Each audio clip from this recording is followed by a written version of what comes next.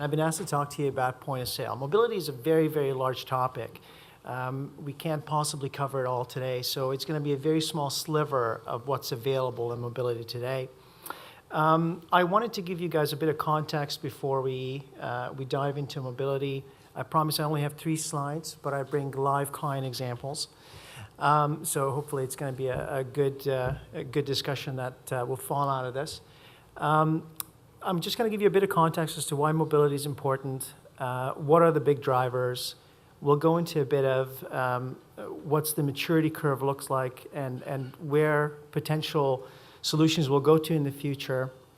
And then I'll close off by letting you know about the various value drivers that our clients are looking for when implementing mobility projects and point of sale projects. So when I think about point of sale, the first thing I think about is when I was 5 years old and my mom let me go down the street to the corner store to buy a candy bar. And you know, I had my dollar with me and I go into the corner store, I buy my candy.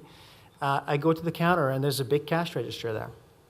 My kids, who are 8 and 6, still go to that very same corner store, and their point of sale system has not changed at all in the intervening 30 years.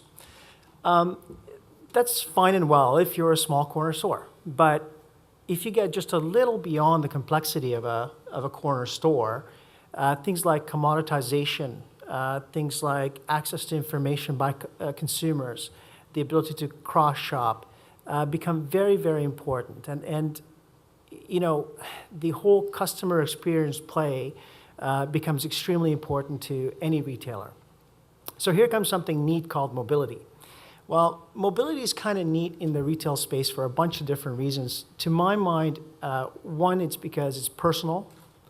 You have now a device that's either your own or very close to you, much closer than communicating across a counter.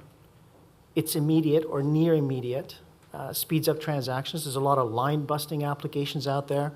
And I'll talk about that in a little bit. It's a bit of a veneer of mobility.